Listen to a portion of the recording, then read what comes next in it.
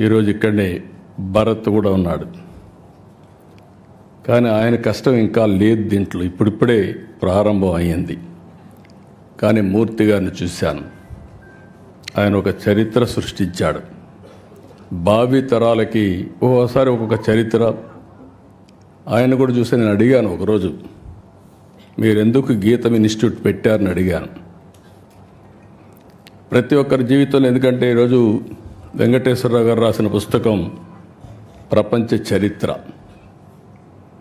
ప్రపంచ చరిత్ర కూడా ఇప్పుడే వెంకయ్యనాయుడు గారు మాట్లాడినట్టు మనుషుల్లో ఆ సమయంలో కలిగే ఆవేశాలు కానీ, ఆ సమయంలో కలిగే ఒక ఎమోషన్స్ కానీ డిస్టర్బ్ అయినప్పుడు జరుగుతూ ఉంటాయి.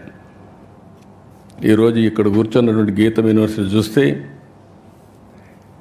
మూర్తి గారి రెండో అబ్బాయికి సీట్ ఇవ్వలేదు. ఏదైతే విజయవాడలో ఉన్నటువంటి సిద్ధార్థ ఇవ్వకపోతే, నేను అడిగితే సీట్ ఇవ్వలేదు, నీకంటే పెద్ద ఇన్స్టిట్యూట్ పెడతా, గొప్ప ఇన్స్టిట్యూట్ పెడతా అని గీతం స్టార్ట్ చేసిన వ్యక్తి మూర్తి గారు. ఇది నమ్మడానికి శక్యం కాదు, కానీ ఇది వాస్తవం. ఆయన చెప్పిన మాటలు ఇవి. నాకు అలాంటివి చరిత్రలో చాలా జరిగే పరిస్థితి వస్తుంది. అందుకని భారత్ పైన కూడా చాలా బాధ్యత ఉంది, నాకు ఒక నమ్మకం కూడా ఉంది. మూర్తి గారి స్ఫూర్తి ఉంది, ఈ ఇన్స్టిట్యూట్ని బ్రహ్మాండంగా చేస్తారని చెప్పి ఆశిస్తున్నాం. వెంకటేశ్వరరావు గారు ఆయన జీవితమే ఒకసారి కానీ ఇది చేసుకుంటే, ఆయన చెప్పినట్టు ఆయన ఒక డాక్టర్గా చేసిన తర్వాత ఆయన చేయాల్సింది ప్రాక్టీస్ చేయాల. ప్రాక్టీస్ చేయాల.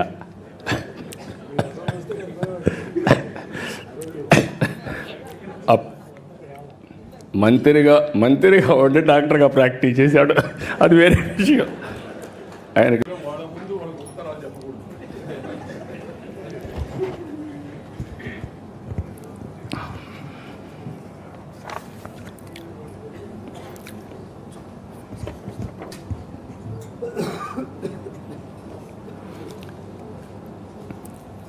మన అందరి అభిమాన నాయకురాలు, మనందరం చాలామంది ఫైనాన్స్ మినిస్టర్లు చూసాం, కానీ ఫైనాన్స్ మినిస్టర్ అంటే ఈ విధంగా ఉండాలని నిరూపించిన మన తెలుగింటి ఆడబిడ్డ శ్రీమతి నిర్మలా సీతారామన్ గారు. మన నేల గర్వపడుతుంది. దేశ సేవలో పునీతమైనప్పుడు, మన వ్యక్తులు చేసినప్పుడు మనకుండే ఆనందం ఇంకా ఎక్కువ ఉంటుంది. అలాంటి మంచి కార్యక్రమాలు చేస్తున్నటువంటి ఫైనాన్స్ మినిస్టర్ గారికి, వెంకయ్యనాయుడు గారు ఇప్పుడే చెప్పారు, గౌరవనీయులు పద్మవిభూషణ్. నేను చిన్నప్పటి నుంచి చూశాను. ఫస్ట్ టైం ఇద్దరం ఎమ్మెల్యేలుగా 1978లో అసెంబ్లీలో ప్రవేశించాం. అప్పటికి ఇప్పటికీ ఏమాత్రం కూడా పవర్ తగ్గలేదు, అదే పంచుంది. ఇంకా అవసరమైతే పంచ పెంచుతున్నాడు తప్ప ఎక్కడ తగ్గే పరిస్థితులు లేరు. ఆ రోజుల్లో మేము అసెంబ్లీకి వస్తే, నేను ఆ తర్వాత 1980లో మంత్రి అయ్యాను. ఎవరైనా సరే అసెంబ్లీలో ముఖ్యమంత్రితో సహా మంత్రులతో సహా భయపడతారంటే అప్పుడు వెంకయ్యనాయుడు గారికి, జైపాల్ రెడ్డికే భయపడేవాళ్ళు. జైపాల్ రెడ్డి గారు ఇంగ్లీష్లో మాట్లాడేవారు, వెంకయ్యనాయుడు అచ్చ తెలుగులో అప్పటికి ఇప్పటికీ అదే పందాలో మాట్లాడుతున్నాడు. నిర్మోహమాటంగా తనకున్న అభిప్రాయాలు చెప్తూ ఉంటాడు. ఒక విధంగా చెప్పాలంటే అధికార పార్టీలో ఉండేవాళ్ళు కూడా వెంకయ్యనాయుడిని ఎప్పుడు అభినందించేవాళ్ళు. ఎందుకంటే చాలా బాగా మాట్లాడుతున్నాడు, మా గౌరవం పెరుగుతుందని. అలాంటి పవర్ఫుల్ స్పీచెస్ ఇచ్చారు. తర్వాత మనిషిలో కూడా కమిట్మెంట్ చూస్తే, ఆగస్ట్ క్రైసిస్ వచ్చినప్పుడు ప్రజాస్వామ్య పరిరక్షణ కోసం ముందుండి మళ్ళీ ఎన్టీ రామారావు గారిని ముఖ్యమంత్రి చేసే వరకు పోరాడిన వ్యక్తి వెంకయ్యనాయుడు గారు.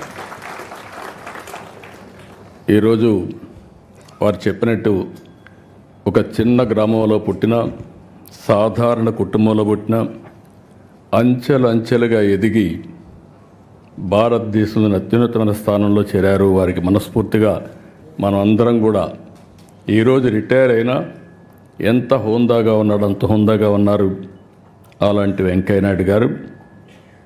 ఇకపోతే దగ్గుపాటి వెంకటేశ్వరరావు గారు మా తోడలుడు.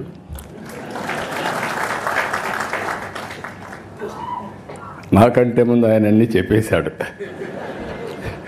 ఇంకా చెప్పడానికి ఏమీ లేవు. ఎప్పుడు కూడా మా ఫ్యామిలీలో ఒక విశిష్టమైన వ్యక్తి. డెప్త్కి వెళ్తారు, అనలిటికల్గా ఆలోచిస్తూ ఉంటాడు.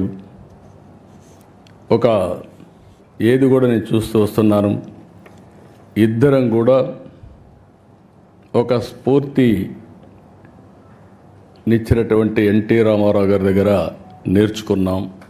తెల్లవారితో నిద్ర లేస్తే ఆయన దగ్గరికి వెళ్ళేవాళ్ళం, ఆయన అప్పచెప్పిన బాధ్యతలు చేశాం. అవన్నీ తలుచుకున్నప్పుడు నేను అనుకున్నాను, వెంకటేశ్వరరావు గారి ఇంటి పుస్తకాలు రాయడం ఏంటని.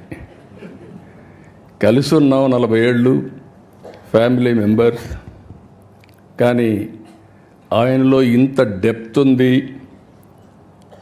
ఒక పుస్తకం రాస్తాడని నేను ఎప్పుడు ఊహించను. ఆయన చెప్పినప్పుడు నేను అడిగాను, మీరే రాశారా అని అడిగాను.